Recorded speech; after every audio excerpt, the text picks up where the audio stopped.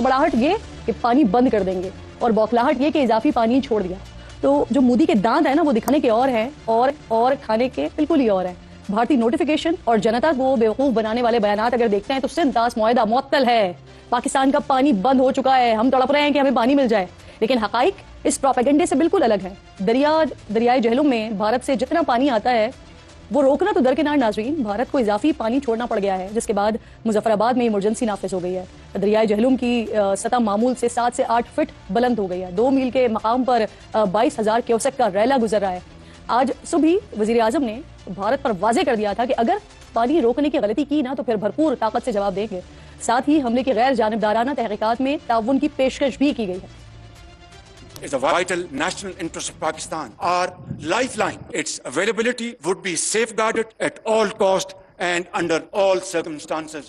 Any attempt to stop, reduce or divert the flow of water would be responded to with full force and might. Pakistan is open to participate in any neutral, transparent and credible investigation. Jafrabad का जो incident हुआ है उसकी भी एक neutral inquiry कर ली जाए। दुनिया देखे किस तरीके से इंस्ट्रक्शंस आ रही थी, कहा जा रहा था कि लोगों को मारो, तस्वीरें भेजो, सब कुछ हमारे पास मौजूद है। हम कह रहे हैं ना पाकिस्तान ना इंडिया, तीसरे चौथे पांचवें मुल्क का होना चाहिए। नाज़रीन, भारत में बड़ा संजीदा तकलीफ दे वाक़या हुआ है जिस पर दिल बड़ा गिरफ्तार है, लेकिन जिस तरह की ड्रामेबाजी है ना उस पर सिवाय हंसी के और कुछ नहीं आता है। पहलगाम ड्रामे की जो बिल्ली है वो आहिस्ता आहिस्ता अपने थैले से बाहर आ रही है। भारतीय मीडिया और सरकार ने हमले की जिम्मेदारी जिस तंजीम यानी TRF पर डाली थी उसने हमले में मुलव्विस होने की तरदीद की है।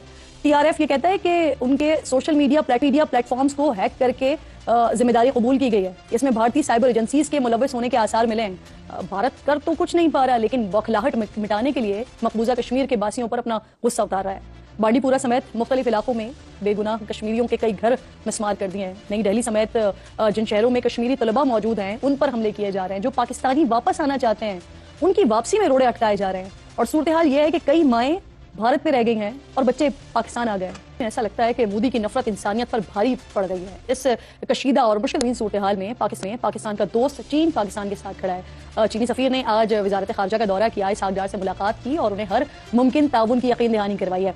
नायब वजीर आजम ने सऊदी और ईरानी हम मनसब से भी राबते किए हैं। ईरानी वजारत खारजा की जानिब से जारी बयान के मुताबिक उन्होंने पाकिस्तान और भारत के दरमियान सालिसी की भी पेशकश की है। खित्ते की इस बदलती सूरत हाल में अमरीका माजी से बिल्कुल एक अलग पोजीशन लेकर खड़ा हुआ है। अमेरिकी सदर ट्रंप ने आज मीडिया से जब गुफ्तगू की तो इस सिलसिले में उन्होंने कहा कि ये मसला 1000 साल से चला आ रहा है और दोनों ममालिक इसे खुद ही हल कर लेंगे। तो एक तो सवाल ये है कि इस बेतनाई की वजह क्या है, और दूसरी बात ये कि भारत तो ये सोचे बैठा था ना कि हम जो कुछ भी कर रहे हैं अमेरिका हमारे साथ होगा, लेकिन ये भारत को कितनी भारी पड़ सकती है।